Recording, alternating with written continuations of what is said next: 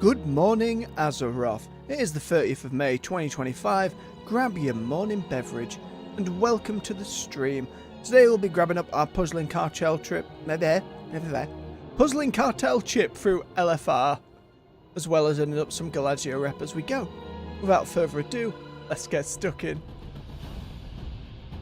Hope you're doing well today. It's the end of the week. Well done on getting through. You take it steady. Keep yourselves hydrated. Enjoy your weekend. You've got this.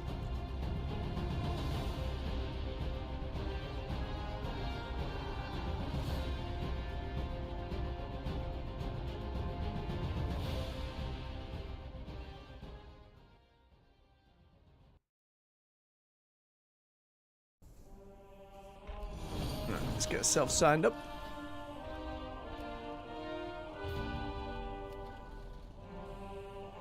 Now, my apologies for the later start this morning. I had a lot of trouble sleeping, so I decided to jump myself on to Dauntless, which I've talked about on stream before, the free-to-play Monster Hunter game. Or it was, because today, this morning, the servers shut down. It's a very sad state of affairs. Again, I've gone over the details a bit before, but I'll reiterate here.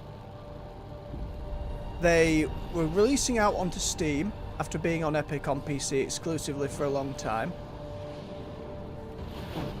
They had many overhauls in a giant update. Company was in financial straits, and they got bought out by, unbeknownst to a lot of folks at the time, a blockchain company who had them under all sorts of non-disclosure agreements, so they could not divulge that information. Now, despite a lot of the negatives of that main new update, testing seemed to indicate that you could still earn up a load of weapons and gear, and it was an adjustment, but it was going to be alright. Come the release, a lot of it got gutted and put into shop items, pretty much. And all that coming together led to a horrendous reception on Steam when it launched, and the game never really recovered, which is a shame because it's been around since like 2017, and as someone who loves his Monster Hunter, I really appreciated it as a free-to-play cozy game you could constantly dip and dive into, and it was doing some stuff that I think Monster Hunter should take some lessons from in a genre that has no competition at all. So it's just a shame to see more than not else. Good morning, Cupid. I'm a little tired, but we're alright. We're getting through. How are you doing, bub? Hope you've been getting on okay. Grab up these dailies and the weekly. Can actually do the weekly while we're here. I don't know if you went back and saw the run, Cupid, but we defeated the Underpin. It was glorious and a lot of fun. Between our horrific visions that we've been starting up with. We've got Dastardly Duos coming next week. The calendar's to be believed.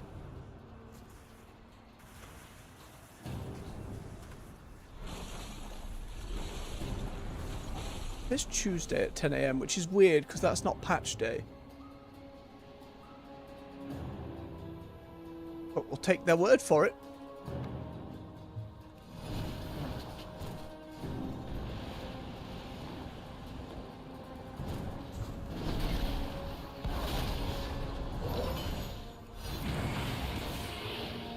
But yeah, Dauntless did so much right. I feel like, had they released onto Steam before that last patch and got more folks in for testing, maybe things would have been different, but it's neither here nor there really. It's the state of things now. With modern gaming, we see so many live services come and go. Sometimes in the space of a week, it's ridiculous.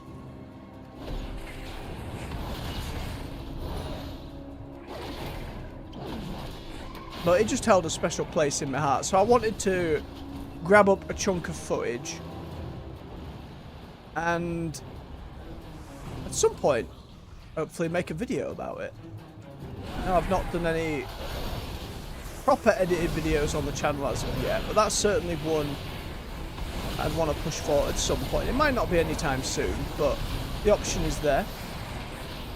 I'm hoping Dastardly Duos is good, Cupid. I'm hoping works out well. Similar Blizzardy news. There's been more and more videos and folks talking about Heroes of the Storm. And just going over its queue times alone, how many people are still playing that MOBA? It's really impressive. I re-downloaded it myself earlier in the week. There was a PvE brawl that was on. You know what? They were a lot of fun. Kind of liked it.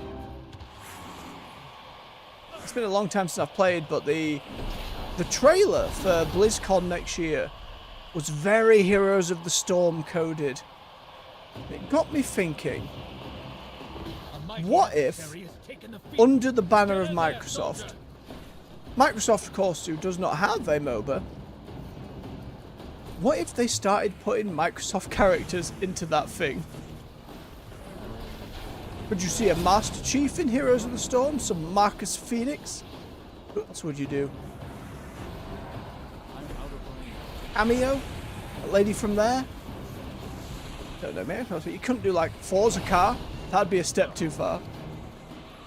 Just that it's doing really well, Cupid. There's a load of people playing it. It's still getting patches.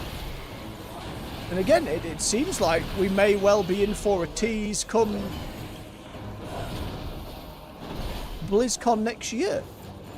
Something bigger brewing. Again, during that BlizzCon trailer, there was a lot of big purpley storms on the horizon, and that's Heroes of the Storm code. I've said it before, but I really like it, even compared to a lot of, like, most of my friends who I'd played MOBAs with all played League.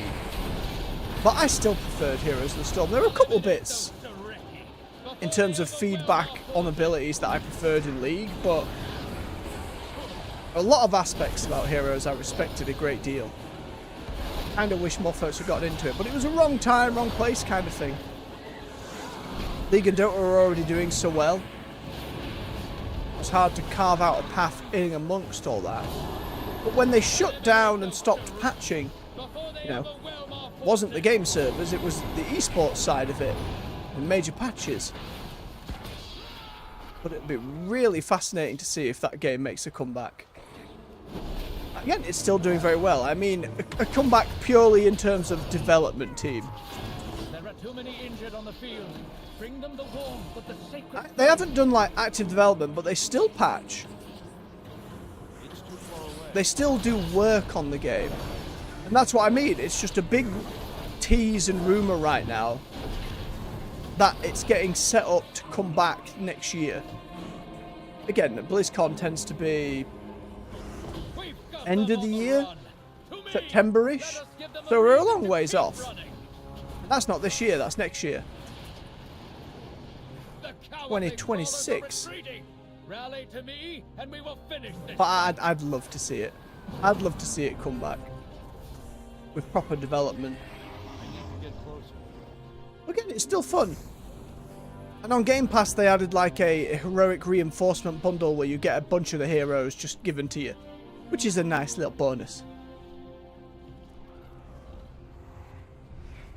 We said when a game like Dauntless goes offline and you lament the fact that some folks' favourite game can just disappear, the fact Heroes of the Storm is still going strong is a wonderful thing to hear.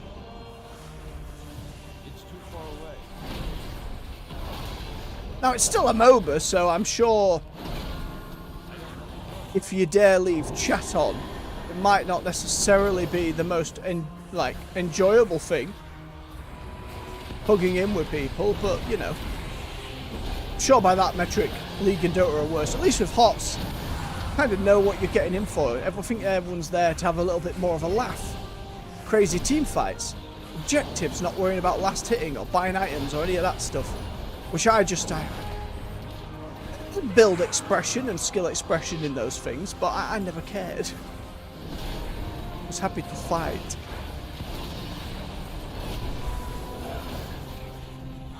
I'm sure by then on the WoW terms we'll have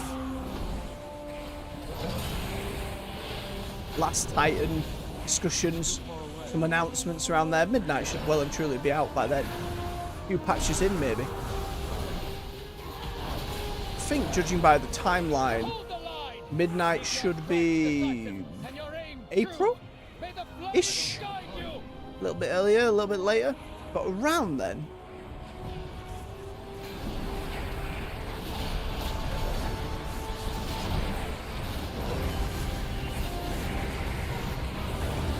Oh, come on, we're so close.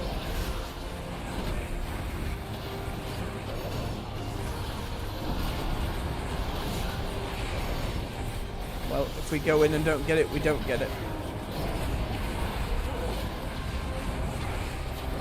But that was the really interesting thing on Dauntless, was seeing how many people were logged in for the shutdown, giving it time, wearing celebratory emotes all over the place, lobbies full of players, all doing ridiculous stuff, getting the last few achievements that they could get. Genuinely heartwarming, brought a tear to my eye.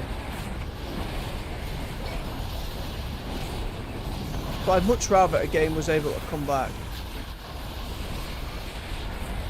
Mob have no real thoughts on Cupid, just because I played through Remix. You know, that did it for me. It was a reason to go through with new stuff. Classic, the gameplay of Classic, especially for Paladin, was very slow. And I'm just not a bigger fan. It doesn't hold the nostalgia in the same way for me. But while I am, to an extent, curious, and they've said recently they're winding down Season of Discovery to think of something new to do, Season of Discovery had some fun ideas that I was actually somewhat interested to learn about. I can't see myself spending the time so very slowly leveling, having no gold, buying abilities bit by bit, weapon skill. Oh, weapon skill. Just thinking about it makes me nauseous. Maybe it's just been so long and I was so young at the time that none of it had bothered me that much. Maybe not. But gods, I remember it bothering me. So much it bothered me.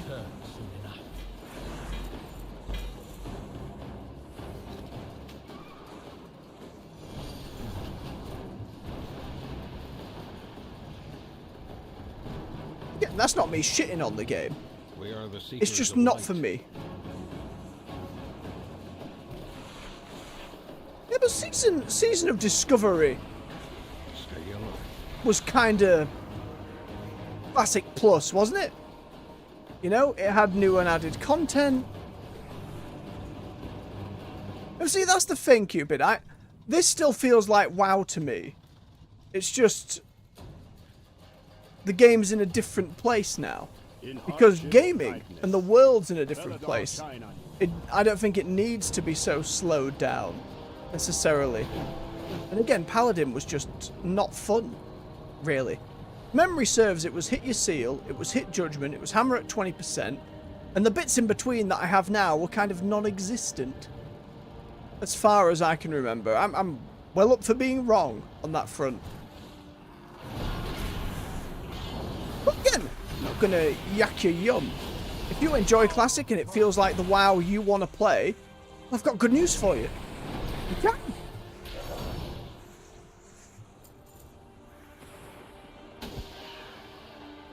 I just don't think it's ever going to be for me.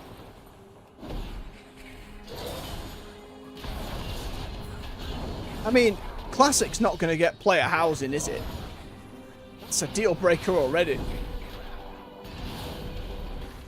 You might not be a player who cares about housing. Sure, there's a chunk of people in Classic who are, but can't see them adding that system to Classic.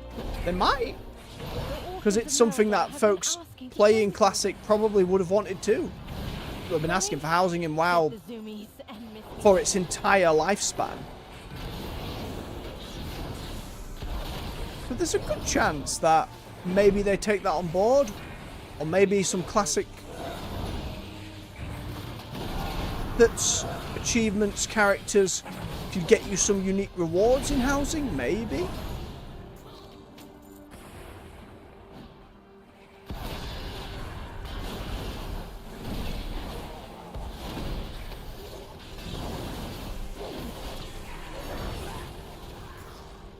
There's also a very, and this might just be a loud minority, a lot of snobberiness when it comes to Classic.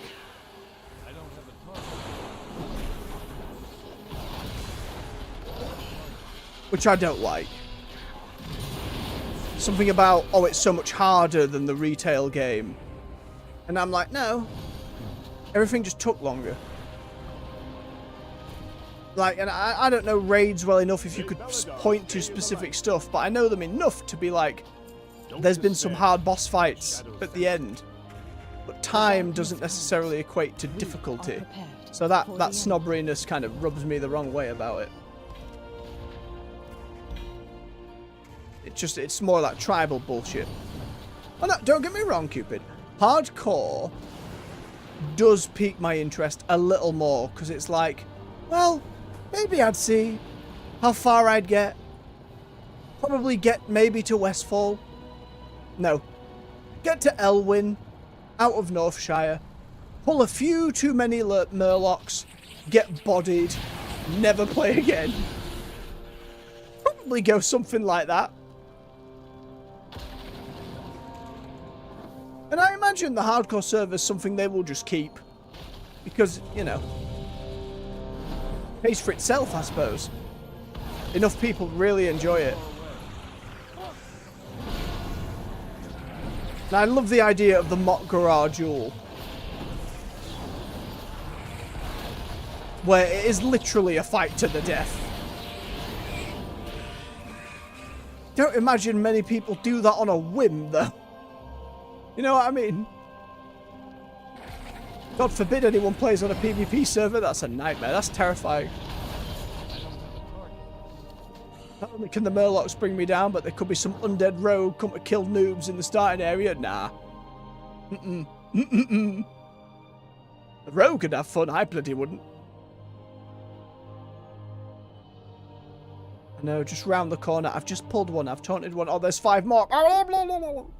Oh, I didn't pick up my quest, but the game gave me it. That's so nice. What are some of the other bits in hardcore then, other than the mock garage? What other specific systems have they made for it? Because again, I only know tertiary things. I've never really done the research. You say you got to 40. Is that character still at 40? Or is that character gone now? Tell me true. What happened? Tell me the story.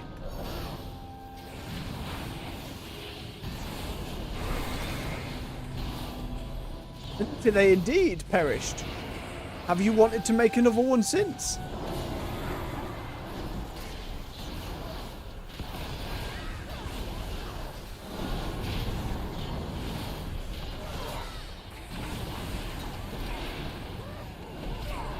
So much AoE.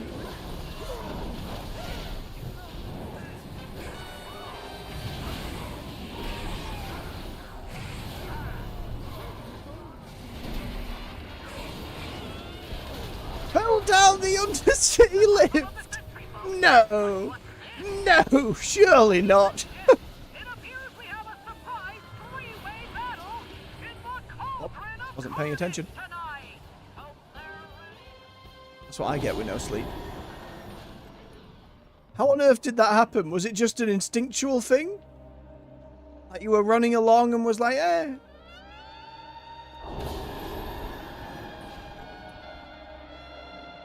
Ran a little too quickly, got over the ledge where the lift was like, oh, no, no, no, and then went down.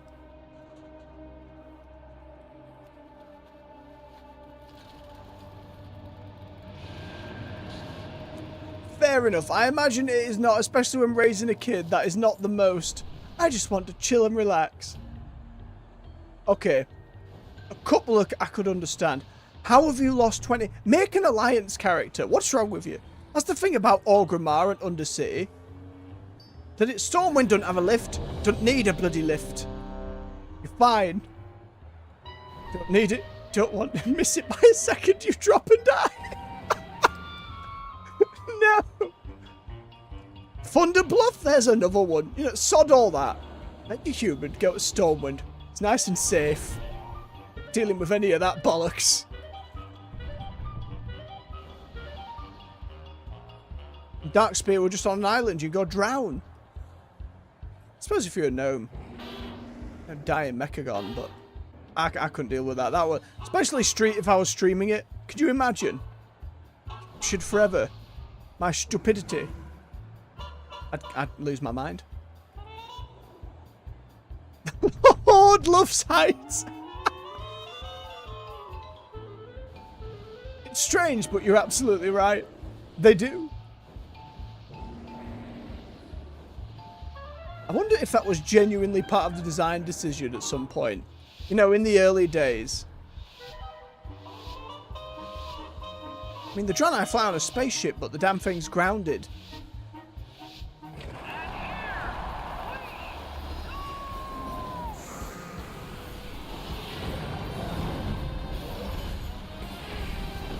Silvermoon's pretty stationary. I don't remember a big lift in Silvermoon, but again, we're thinking classic stuff here.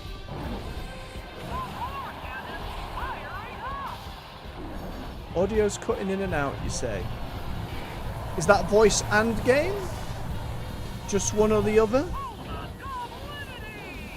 Not seeing any issues on my end, Bub. You may want to hit the refresh button on the stream. It could well be me. I did restart my computer before going live because sometimes it can get a little angry.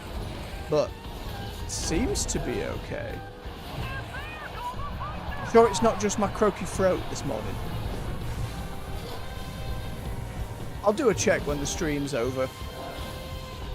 Hard for me to check during. I made a mistake. Okie dokie. Let me know how it goes, bub.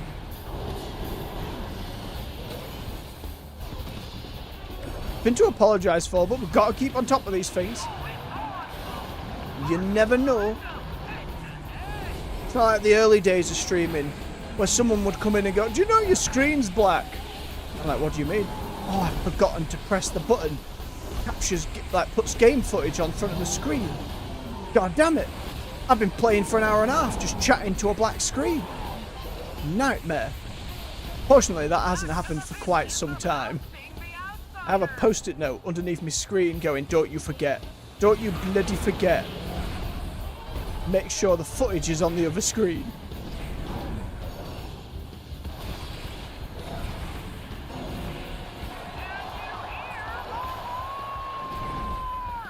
Audio is one of those weird things with streaming because it varies person to person as well. I always try and check in, especially on a new series like Doom, for example. Some very loud background music. And Avowed in an RPG like that had to really finagle it and make sure character dialogue, when this, you know, when a game's so heavy with it, can be heard very clearly whether I'm talking or not. Hey, there goes the first one. And there's our rep for the Gallagio. We greed and transmog everything and get nothing. Get nothing.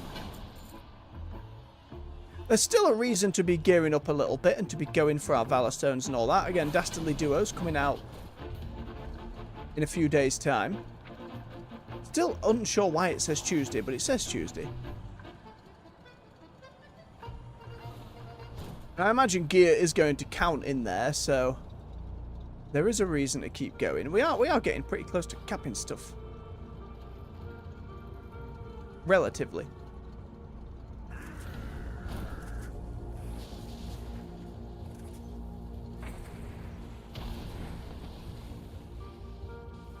No, I haven't done any PvP this batch. I appreciate the stuff for Classic. It's just, again, aim for me. Aim for me.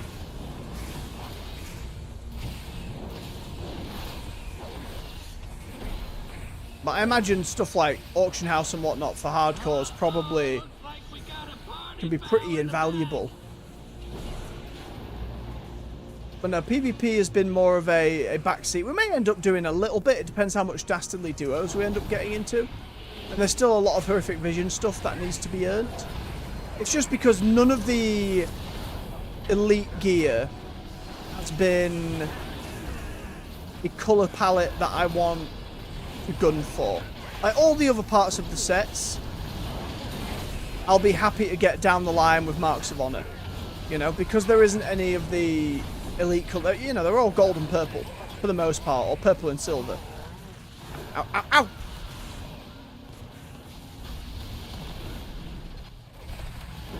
So much AoE. The overpull. The LFR overpull. You love to see it.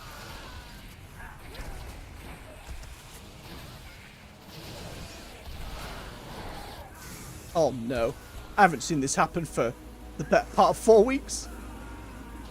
Gotta get back in there. Oh, Warlock was your main last season, wasn't it? So I imagine you do. And to be fair, of all the sets, which there are some fantastic sets this season, the Warlock with just mouths on it is not for me. Nah, I'm good. But I understand the frustration. Good time for the break. Hey, next patch we could get some really ethereal looking sets. There's some fancy stuff in there. I imagine Warlock's probably going to do pretty well for itself. Oh no, people are going in and getting bodied.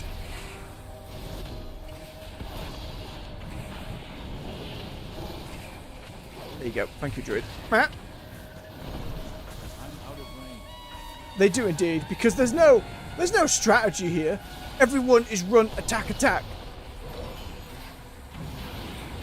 Quite funny that it still happens. At least everyone stuck about. We didn't have a load of people just immediately leaving. That's what would really get to me on LFR. It's like, come on. Every time we wipe, we get a buff.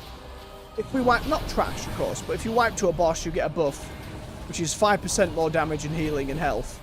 So why not stick about? For trash, it's just like, right, we pulled the world.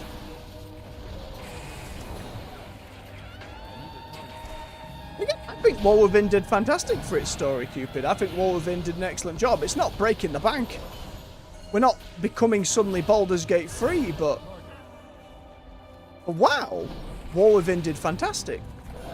And it's all the more important, the fact that they're doing it as a trilogy. It means they can do a lot more story beats, they can foreshadow a lot more, they can pay a lot more off. They can think about it going forwards. And I think, in terms of where this story might go, it's got more potential than any, you know, any individual expansion ever has. And Metzon's just one man, remember. They'd written and got most of the War Within and the building blocks for Midnight already done before he came in. Don't get me wrong, I adore Chris Metzen. Every time he'd come out on stage, I'd lose my shit. That big, booming, charismatic voice, I love the man. And he talks so passionately about storytelling and nerddom, and oh, he's a beautiful bastard and I love him. Again, he is but one of many cogs in the machine. And it was his idea, to be fair, to be like, we should do this. The story you want to do is so good, but we can't fit this in one expansion. We need to do more. And so they did. So I think Midnight will be make or break for a lot of that. How is that middle chapter?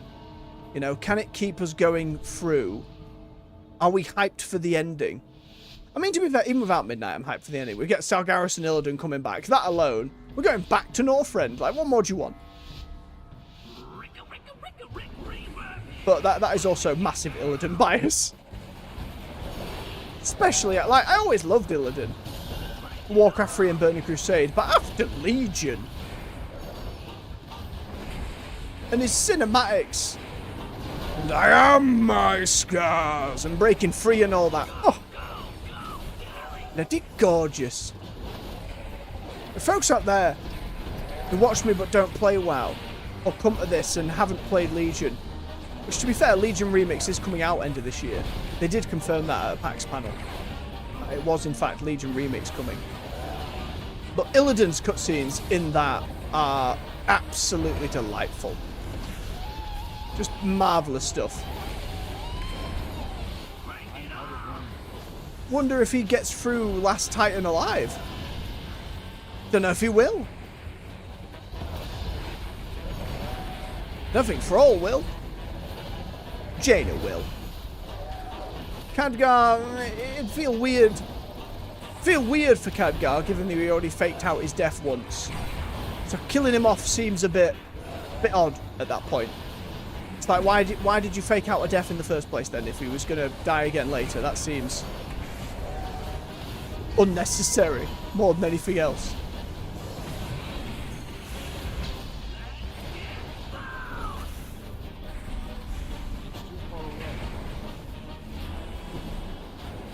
Really?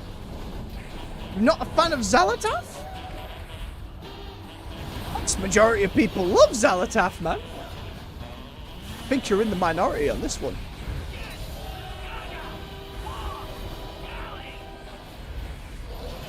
Especially because she actually had some build-up. You know, she was around in Legion. A little bit in BFA.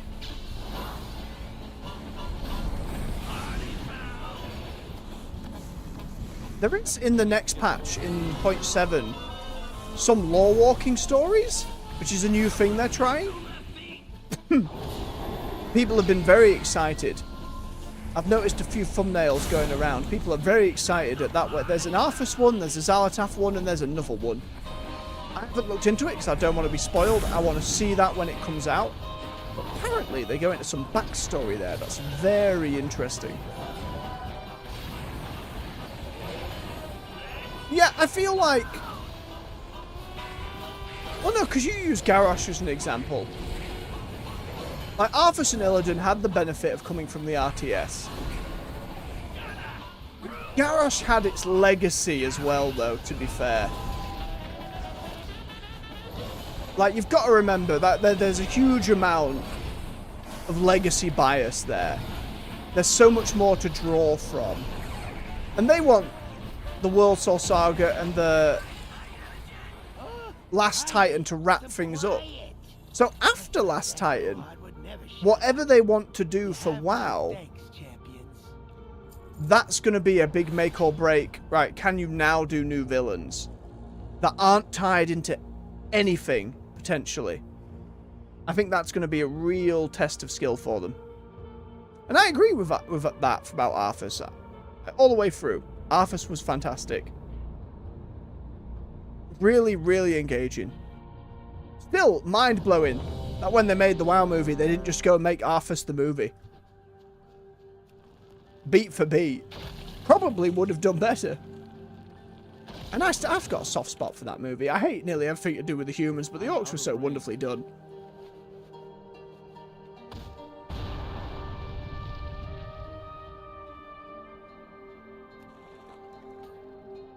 You know, in Last Titan, we're going back to Northrend. The Scourge will be running rampant. There's no Lich King. Is there an opportunity there to not necessarily create another Arthas, but to set something up in the realm of a Death Knight that defects from the Ebon Blade? Oh, you're the bugger who I give this counterfeit thing to. Oh, it's all goblin-y stuff. Of course it is. That's absurd, that glaive. That's absurd. Oh, and you can just get any colour. Ah. But it's all willy-gig weapons and silliness. None of it's for me. Shark fist with a bomb in it's kind of funny.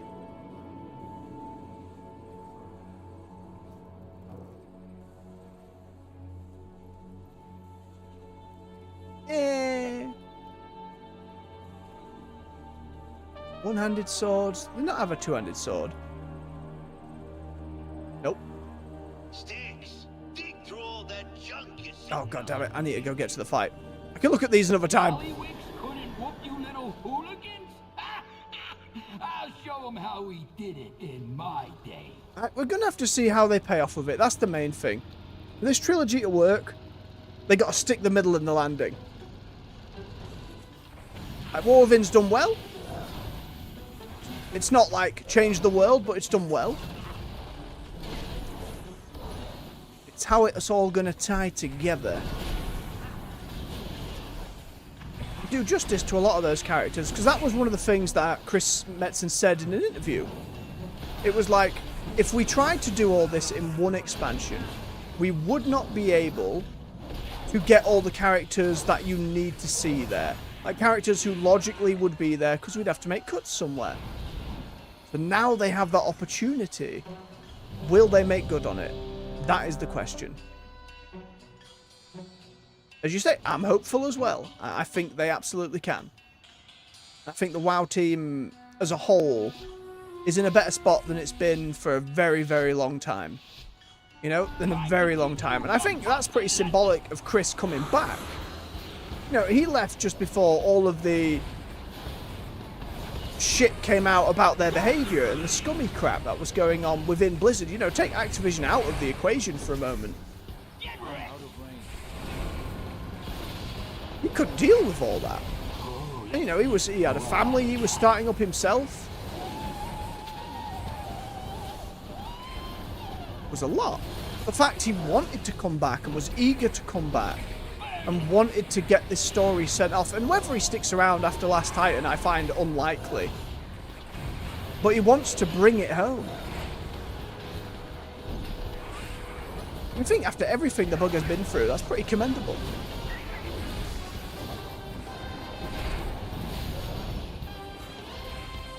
Maria's kind of the one. Like, you may have seen her if you watch the PAX panel. She's been doing a lot of pushing on how the story actually gets into the game. I have to say, she's done a marvellous job. She's teased a few things in interviews as well. She's very fond of saying, yeah, we're going to kill off all your characters. Nobody's getting out alive. And then she's always like, no, we're not going to do that, just a bit. Just going to do that a bit. And you just keep thinking, who's the bit going to be, game?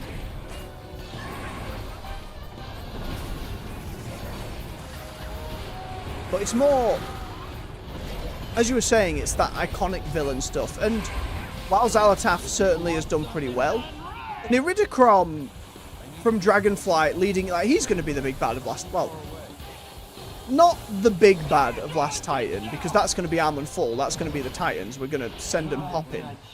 You know, fuck them. But Iridikron's going to be there to punch the Titans in the face. And while Dragonflight, I think, moved a little quick on Virinov, Druk was a fun villain. He was a little mustache twirling, but it was done with aplomb. You know, knew what he was.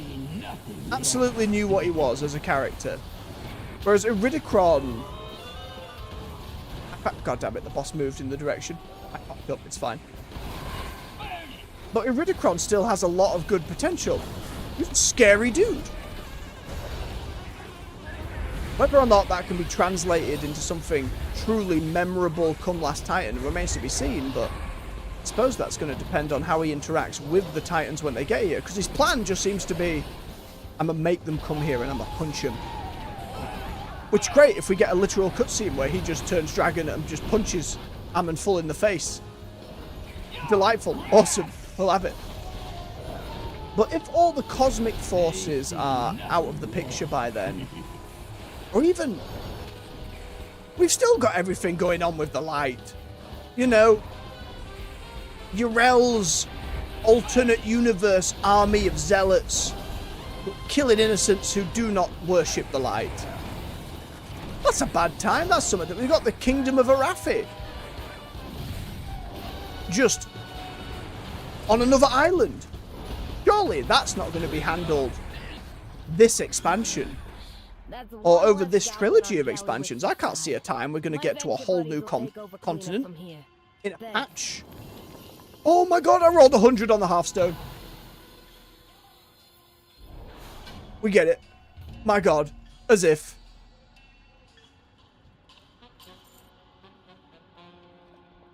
Can't believe it. Hearthstone customization for me. How's this Hearthstone look? Oh yeah, it's just a bomb. It's done. and silly, but I have it. And the fact Hearthstone customizations are in the pool, marvellous. It's a little bonus for the day. I'll take it. And you've got obviously the tensions between Horde and the Alliance are ever present. Right, there's a lot of build up. They're clearly setting up a lot of stuff with the Arathi that they can build on for what that Emperor of Mankind very much and very purposefully has the Warhammer 40k, you know, the God Emperor of Man vibes to it. And it's certainly not a good thing over there, as it isn't really in 40k. So there's loads of potential, but again, as you say, how much they can explore it feels like it's got to be more than a 0.1 patch. That has to be an expansion. And at some point in that expansion, Urel's going to come through the Dark Portal and we're all going to be like, oh shit, it's not Orcs this time. It's the Draenei. An army of the light mechs. And obviously there are other forces in the Cosmic Chart. We have the Naphrazim are just doing shit, you know. Sire Denafrius got away at the end of Shadowlands. And of all the things in Shadowlands, people liked Sire Denafrius. He's a pretty great character. He's very charismatic. He's very fun. His voice is just fantastic. So he'll come back at some point, because the Naphrazim, they plan everything. They're everywhere. They're everywhere, as LeBlanc would say. But Rot, we haven't really seen much of. Life, we've had bits of the Emerald Dream, but it's not like we fight Life. Order's obviously the Titans.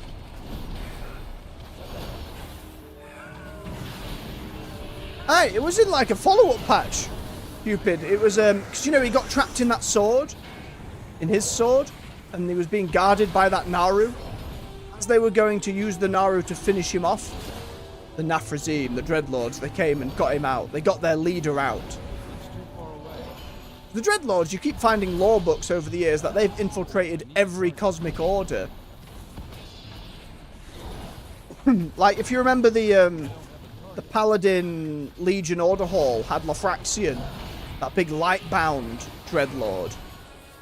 They say, oh, that's a deception. They believe him because the light thinks if they can make someone pure, they must be pure. Like, it must all just be good and sorted. But the Dreadlords seem to indicate, nope, we've got them in all 6 avenues of cosmic power. So there's something there down the line. There's obviously the Night Squall and pirates in all the little side books, sailing off to new lands and uncharted worlds. If the theory at the moment is at the end of Last Titan, the Last Titan, that is Azeroth, is going to wake up and the planet's going to have Prism Point 2, it's a pretty big point where you can be like, right, what of this game are we remaking?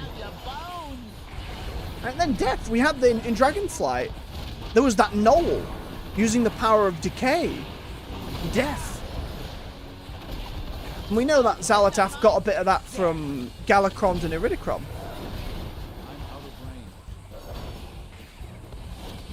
I don't think the Dreadlords are the Titans. I think there's probably a Dreadlord who has infiltrated Arcane and the Titans. It was unclear which part of the cosmic chart the Dreadlords originated, because at first we all thought it was demons and the Twisting Nether. But lore books over the years have made it seem like that was just the easiest for the Dreadlords to infiltrate. The Void's actually been the hardest part, because people like N'Zoth just know shit's up, because they do it themselves. Whether or not the Dreadlords are the ones who built everything, I don't know about that. I don't know about that. But they're the kind of villain that, at any point, as long as you foreshadow it enough, you can say, oh, this character's been a Dreadlord for 3 years. Because people love to do the Jane as a Dreadlord thing, but she's not. She's not. There's no, you know, there's no giant change in behaviour. And even if Dreadlords know everything, how much of a long game can you play there that's satisfying? It can't be a complete bait and switch. And it can't be a new character instantaneously because then it's like, it has no bearing. Or just a massive cosmic dreadlord, Cupid. Just giant Cthulhu dreadlord. I made this universe. Just mocking everyone. It's not impossible, but remember, Spire Denafrius is their leader, so unless he serves some kind of greater entity, that huge dreadlord would just be him.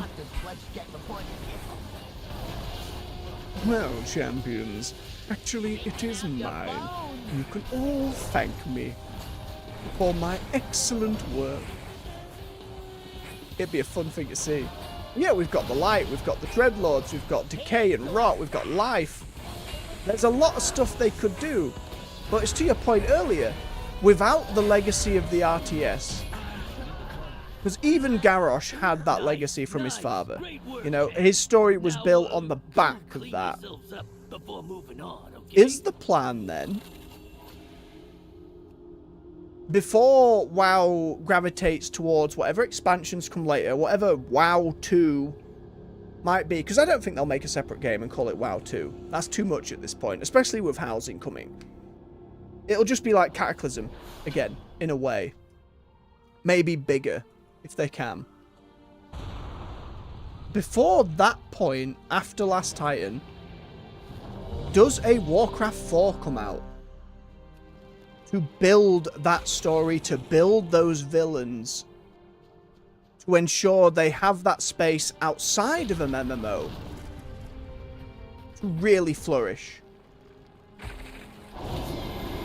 We just had a load of ex-Blizzard devs cancel an RTS. Battle Aces, I think it was called, and it was an RTS where they took out a load of the micro. And it looked really cool.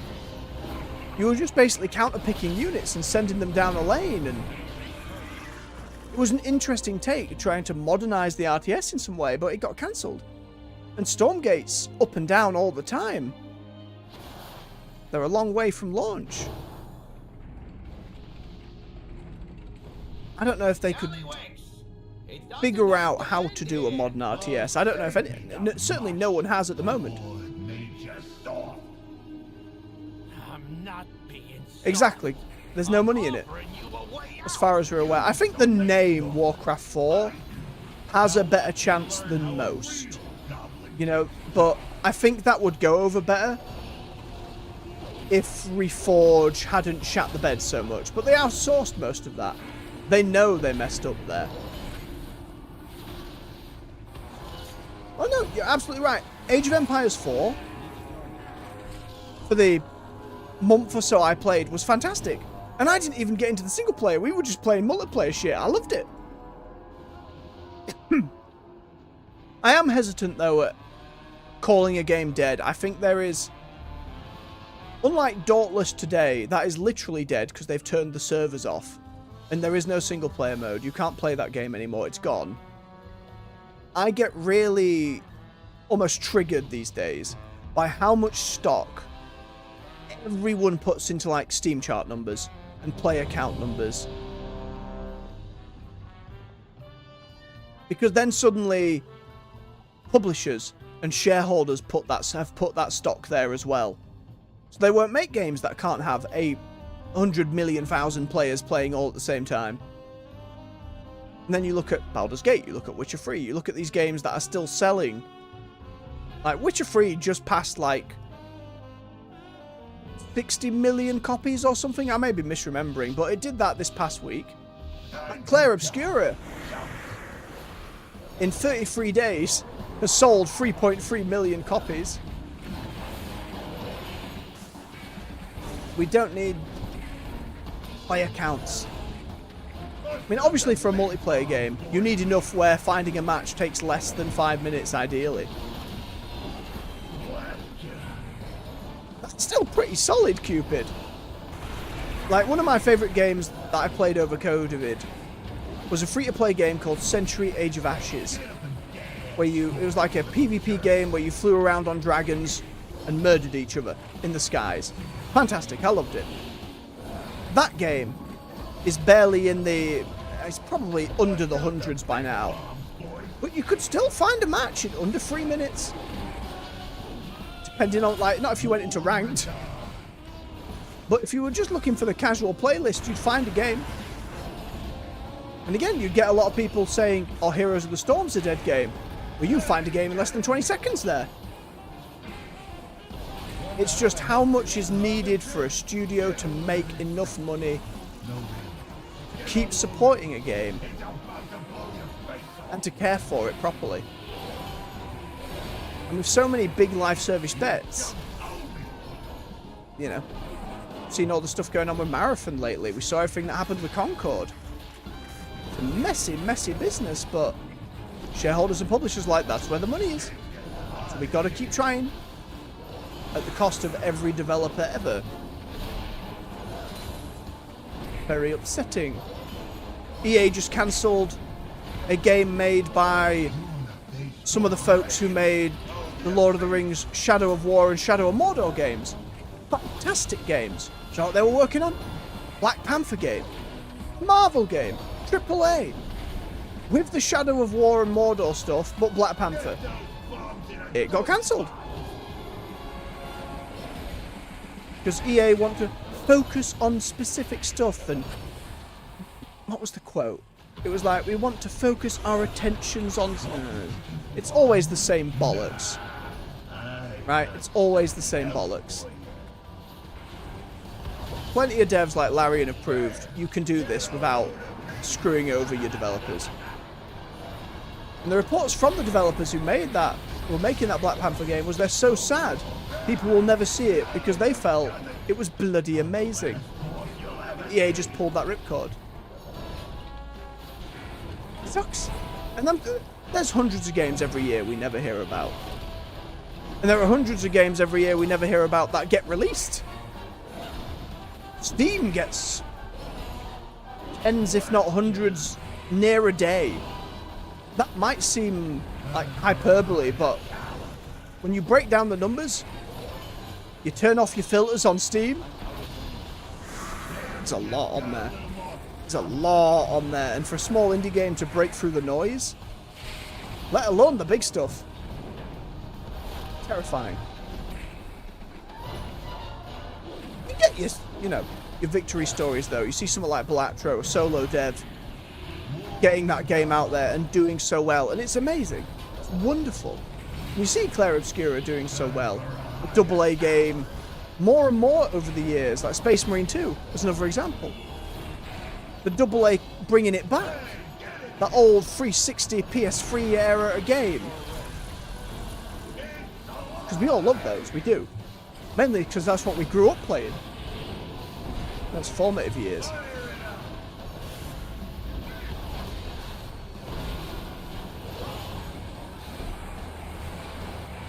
We can hear stuff like StarCraft license being given to someone like Nexian potentially. You're going, oh fucking hell. They're just gonna make a gacha game on the phone. Raid Shadow Legends StarCraft Edition. Don't want it. Not at all. Disgusting.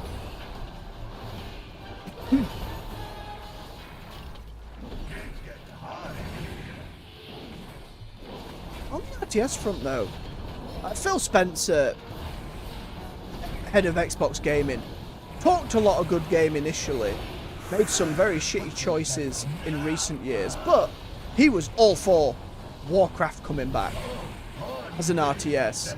So there is some hope there.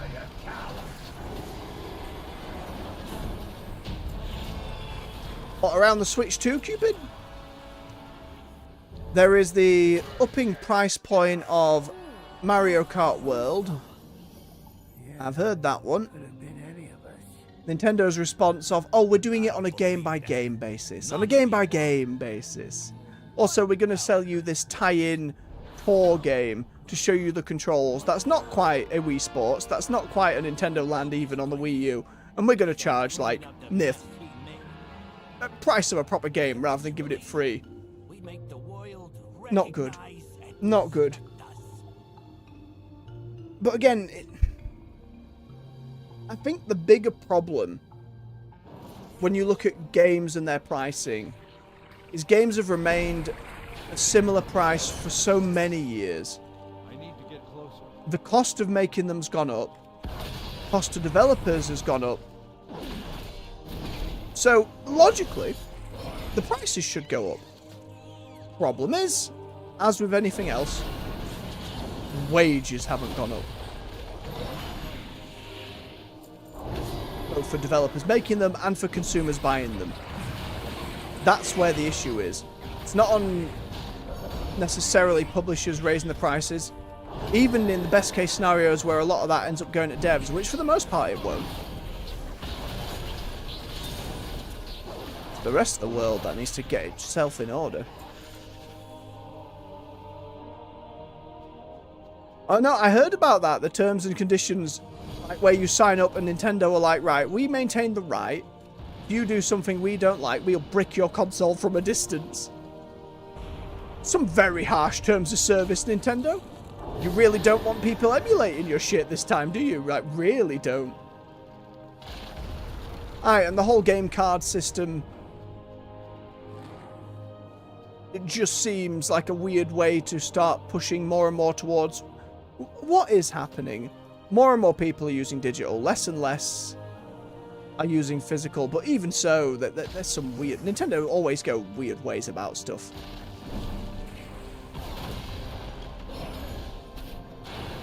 I mean, we'll see soon enough. It's coming out next week. I'm not inclined to get one anytime soon. The Switch 2. I barely played my Switch. My Switch 1, to be perfectly honest. There are a few games. And I got Pokemon Snap from a family member at Christmas a few years ago. And I keep meaning to get to it. Because I loved Pokemon Snap on the N64. That shit was great. I just haven't done it yet. Especially since I started streaming, my backlog has been increasing. Oh yeah, that seems to me, the whole bricking your console thing, Cupid, is a very clear threat from Nintendo. I think the problem is, I'd have to look at the wording again, but it sounded like if they decide you've done something wrong, they can hit that switch.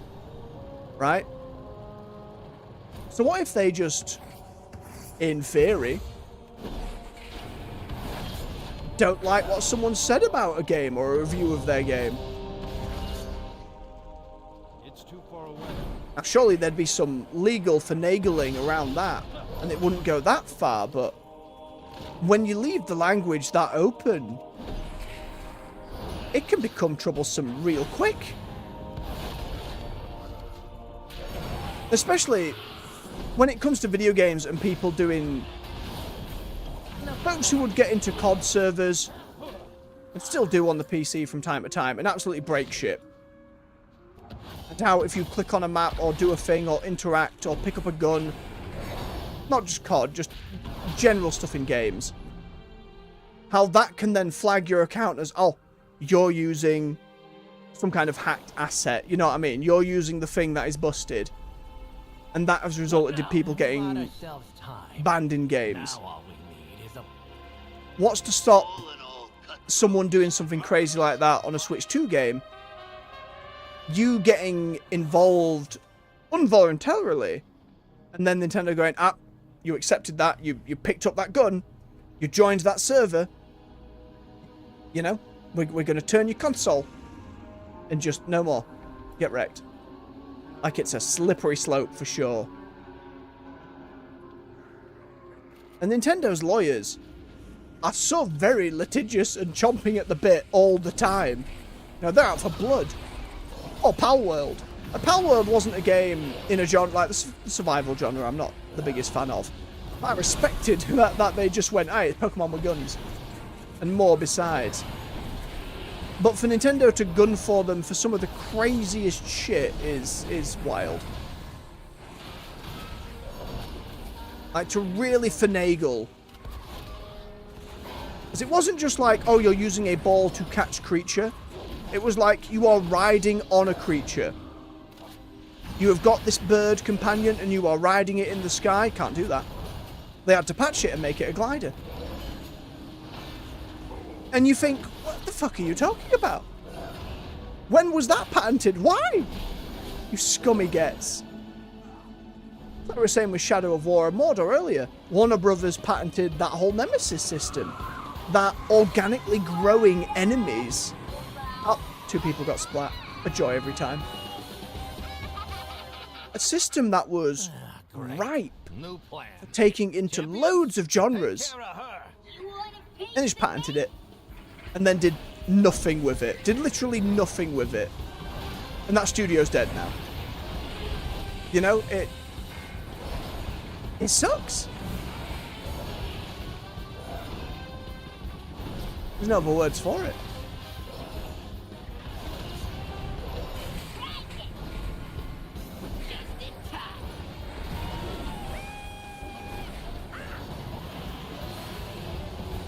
Where's that bike going?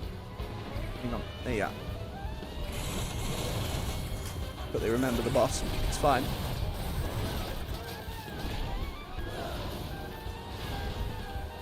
Man, no, Nintendo are going to be fine. You know? Regardless of all that, they'll get through. People love the Mario, they love the Zelda. And for good reason too. Like, Nintendo do. They do make a lot of good shit. It's hard to argue with that. Don't often miss. And they have enough pushing power where they can get away with stuff like that.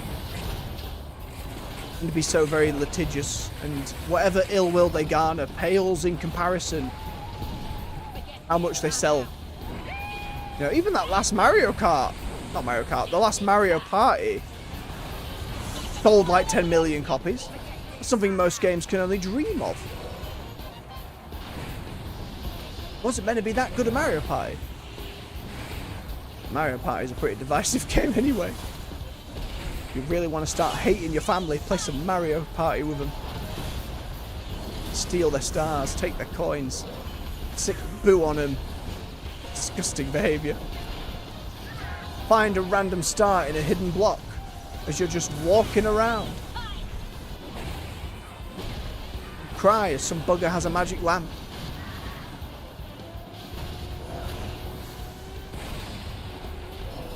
Suddenly just find myself seething.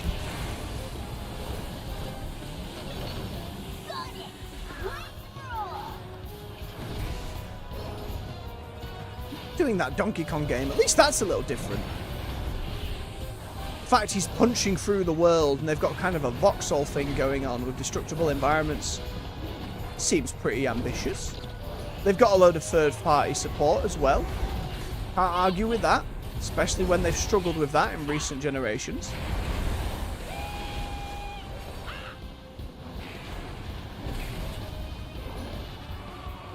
But with how crazy everything went with the whole tariff situation and how much they were all over the shop, and Microsoft raised its prices, Sony've just lowered its prices, trying to get underneath for maybe a month or two. But Sony or Xbox, like, we know they're in R&D for their next set of consoles. Microsoft reportedly working on a handheld of some kind, whether that's more in the Switch 2 vein or in the Steam Deck vein. Remains to be seen, but Game Pass is still, like, even if Microsoft are not doing well on hardware, Game Pass is just doing numbers for them. It's doing well for developers for the most part, from what you hear. And it's hard to argue with that service, especially when the price of games go up. You know, you pay your, whether it's Ultimate or if it's the PC only one or if it's the console only one, you pay your 15 to 20 a month and you can just have these games and all their stuff on day one. For me recently, playing Avowed, playing Doom, wanting to play Clair Obscura, Balattra's on there, Blueprint was on there. They've just added that other massive JRPG, Metaphor ReFantazio. Tom Clancy's The Division 2 went up yesterday. And yeah, games rotate out of it. Remnant 2's just rotated out of it, which is a crying shame, because that game's fantastic. Go play Remnant 2. If you like Souls games and you like shooters and you like your fun, engaging, shooty combat with some crazy abilities, go play Remnant 2. It's fantastic. But it's hard to argue with that service. It's really good.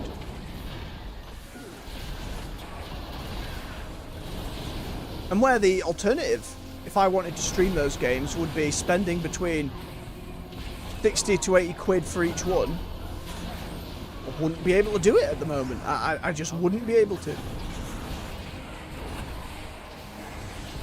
We'd be playing Warframe every night.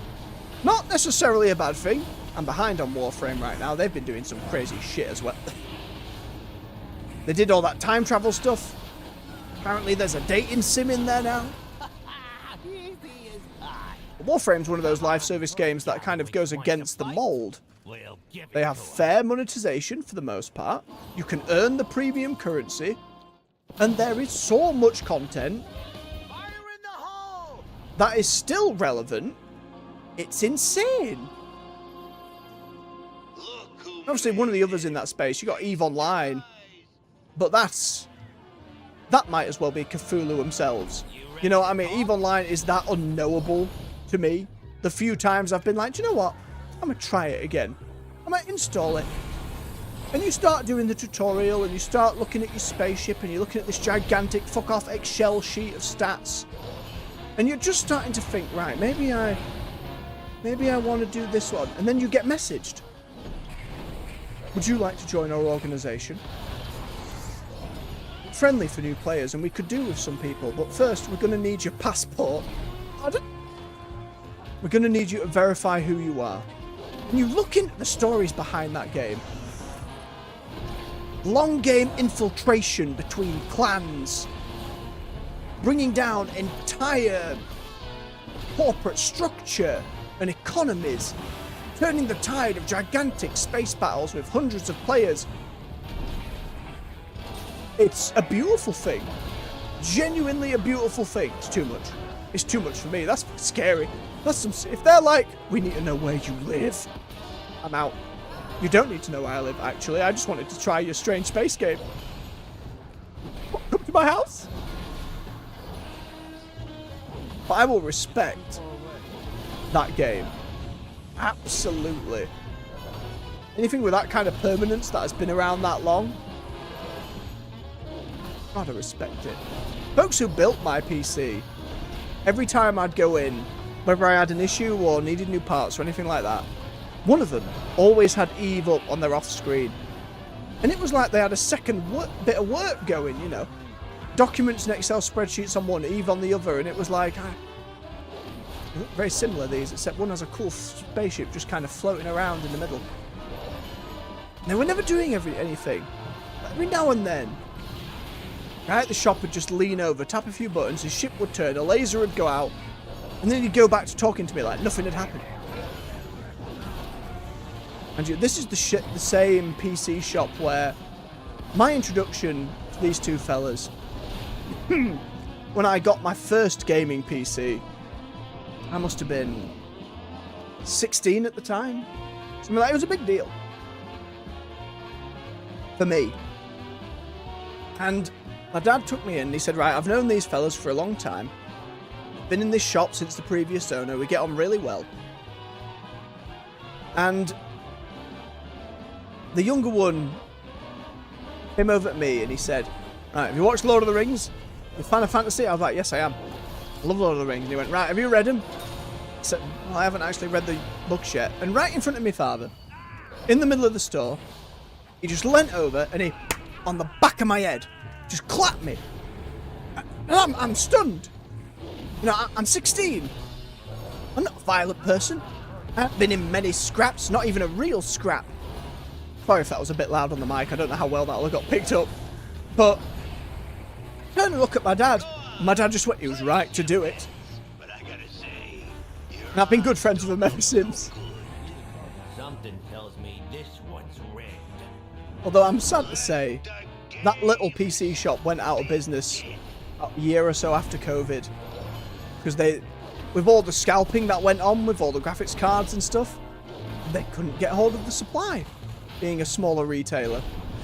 And they couldn't keep up. They had a massive backlog of machines, like just before COVID, like maybe 3 months before we properly got into lockdown, managed to get a hold of a 3080, and I was like 3rd on the list, so it just about worked out. I didn't follow the tanks. I was too busy talking my ass off. Maybe someone will res me. No, I should run. I shouldn't run. This is a nasty run. No. You, Goblin, can you chauffeur me back? Have I unlocked that yet? What's the damage? Bollocks. Time's away. All right. But it was just really sad to see him go. Like, the upper floor of that, like, everything downstairs was all your various PC components and your headphones and your wires and all that shite lining the shelves. And then there was this big, almost bar-like counter in the centre that was just broken down PCs, exposed wires, frayed controllers, like shit everywhere. Like a junkyard. It was awesome to look at. And just statues of Cthulhu. Occasionally, little ones. When he first built my PC, there was a massive problem with it where it just wouldn't work. It kept blue screening. And he moved the RAM from the right-hand sockets to the left-hand ones, and it just worked. He said, that's like building a car with your left hand driving your right hand. There's no reason that should have any bearing whatsoever. So here, take this tiny Cthulhu. So I have him over there on the other desk. But they had an upper floor. And that upper floor felt like someone's attic. There was shit everywhere. You could barely move.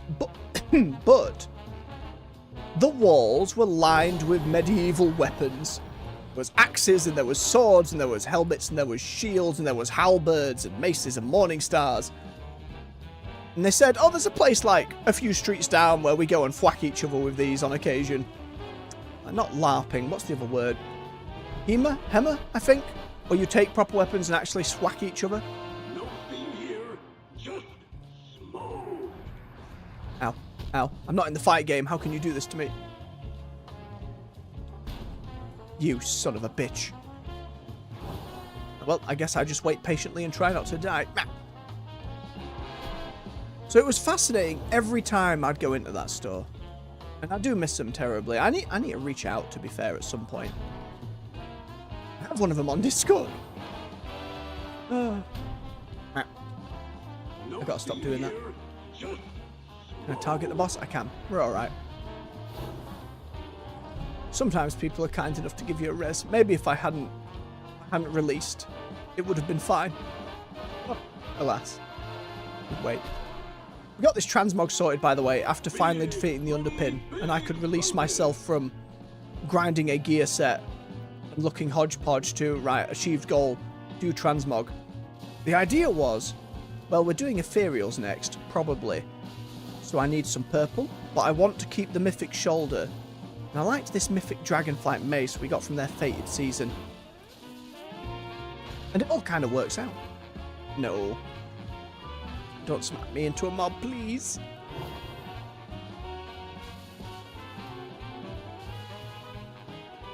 Oh, and as a reminder, we are currently going through Doom the Dark Ages on the evening stream. It's looking like we'll have that finished this evening. And it's been a lot of fun. I think the biggest disappointment's been the music.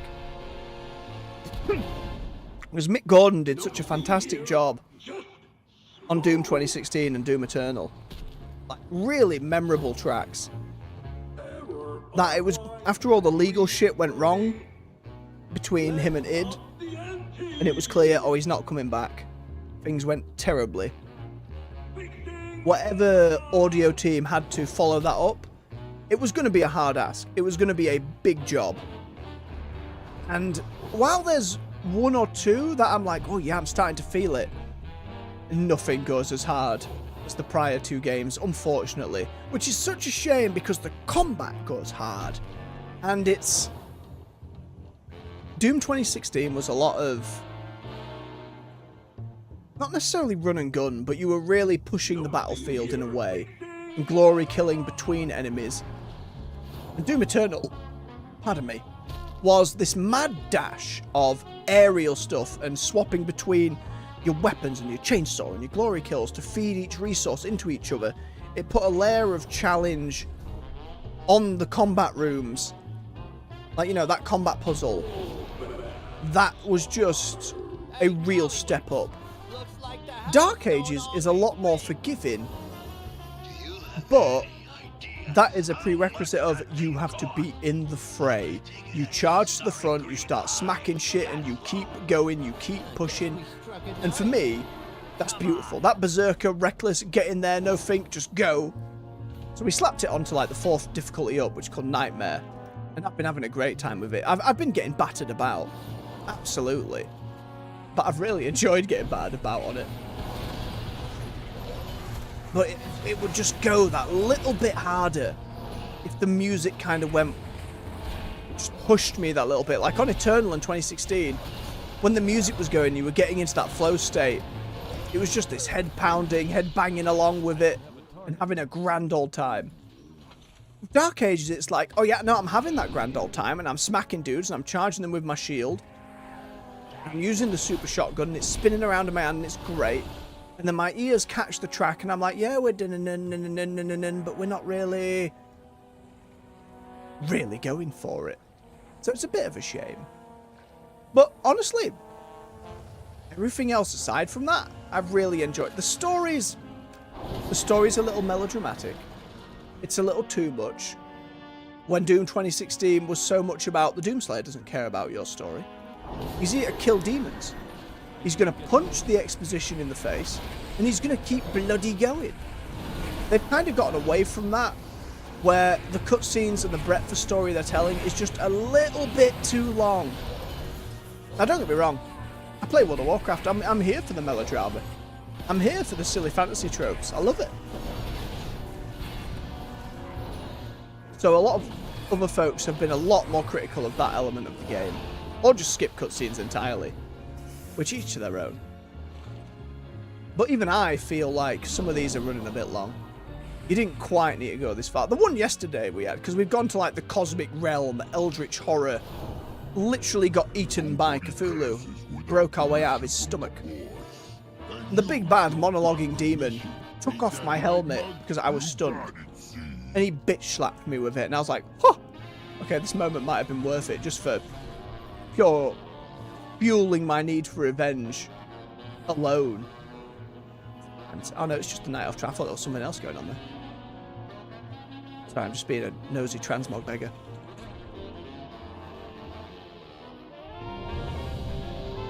And when Doom's always been about either destroyed Earth, hell, some angelic stuff with the Makers, to suddenly see eldritch horror has been really interesting. And there's been a couple of enemies that lead into that. But again, the story's just kind of dragging a little bit. I'm still really excited to get finished this evening. We've got all the collectibles per level as well. I'm a real OCD bugger about that stuff. Can't help myself. I've got to get all those lore books. I've got to read them. I've got to do silly voices. Well, usually we do silly voices and change it character to character. More of that you can see Avowed. Or any of the other RPGs we've done on stream. But because Doom's like it is, every codex entry is the Doom Slayer acquired this gun made from the bones of hell. Eldritch beat. No, it's all deep and silly. No, don't run away. That's a stand together circle. Thank you. Or maybe they were just taking it to the edge. That's fine. I still needs to do a better job about teaching new players what that means. It should just be some of that in quests. Direct people to it. As they try and do that very colourful Final Fantasy XIV approach to their encounters and putting shit on the floor. It's fine, make stuff clearer. Make it clear to players. Means more people can get in and engage with it. It's good. That's why it works so well for 14.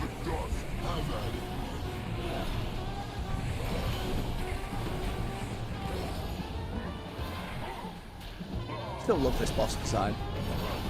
Two-headed ogre, one mobster, one shaman. No, no, no. Be with people. It's going to spawn an elemental and it will kill us all.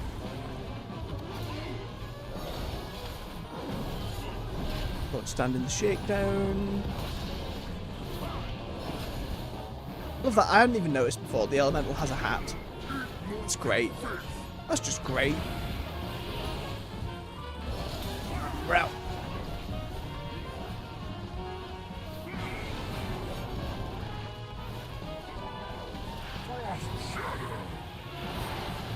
Red in the ooze on the floor.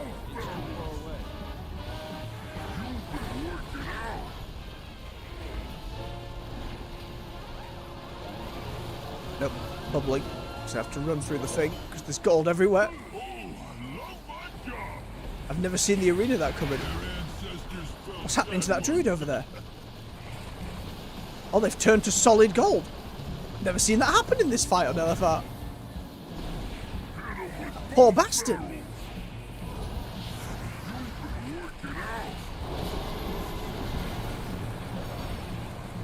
Yeah, we're not in danger of losing at the moment. But it's still fun to see. I just need delves to put more crazy raid mechanics in there. That's what I need as a solo player. I need delves to push it further. Especially for those higher tiers when you get into the tier 11 delves. And the Underpin had a lot of really fun mechanics, and I am glad to have finally got him down. It was a really fun fight as well. It was the first fight of the most recent stream against him. I think it's round 8. Title's called. I recommend the watch. It was a lot of fun.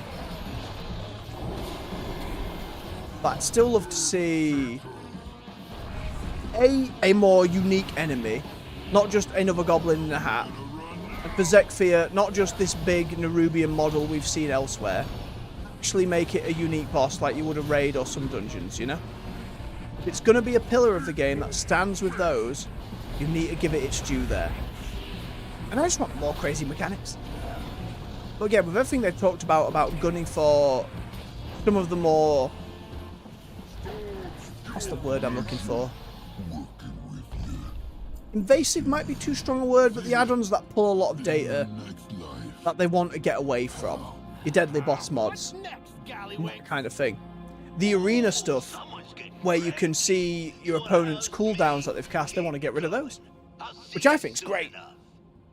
And it's going to free up their boss design, so hopefully they can do a lot more of that in the future. Which is a prospect I'm all here for. Because they've said they've had a lot of great, like, designs that they come up with in the drawing board. And they go, oh, we can't do that one, why? The mod's going to solve it. It's going to tell people where to stand. Not going to think about it. They're not going to communicate. It's going to become a non-issue. I heard someone talking about this for Rafford Lich King Classic. Might have been Preach who was talking about it.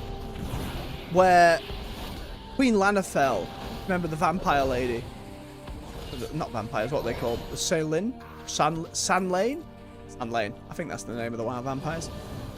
But did a bite, and then you would have to bite someone else, but not bite someone who had already been bitten, to slowly pass this debuff around the fight. We will triumph.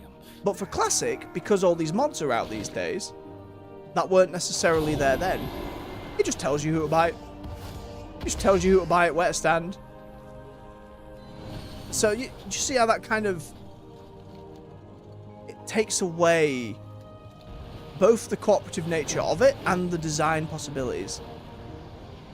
Don't be wrong, there's a load of stuff mods do, and they've said they're not going to do this until everything else is at a level, a baseline in the game, where all the main stuff that people say you quote-unquote need to play WoW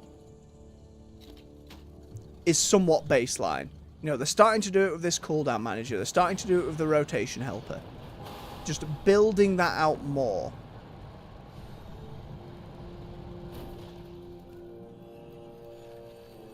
I think by the time they get to the end of that road, assuming, you know, we're communicating back and forth with them as developers and players, giving feedback, we're building it together,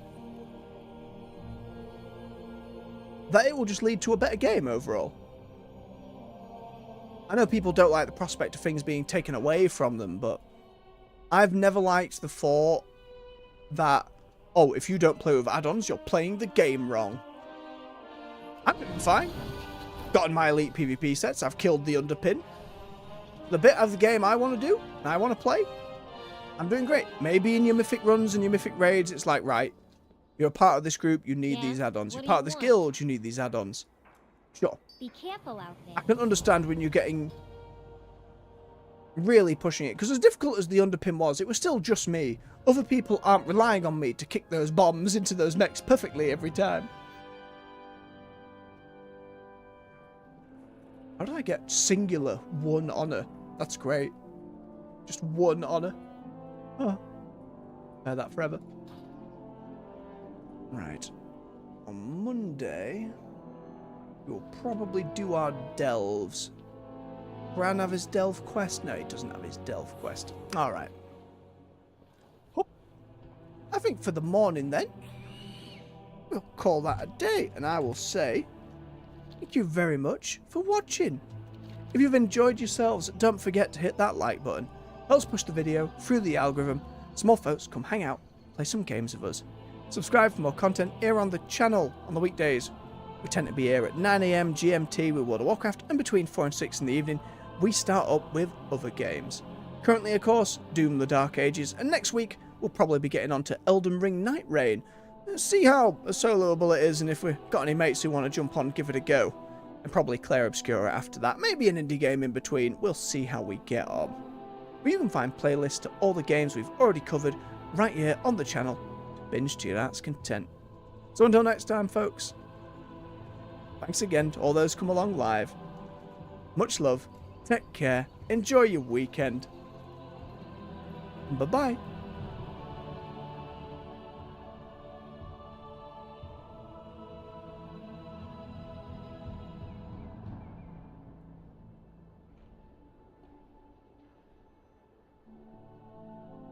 So I have this idea for a great movie.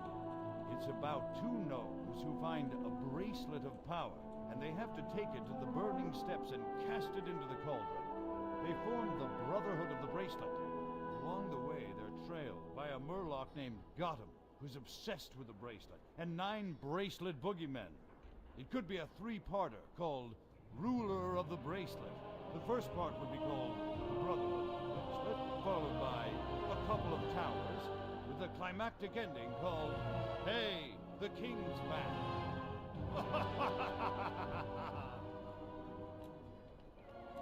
Till we meet again.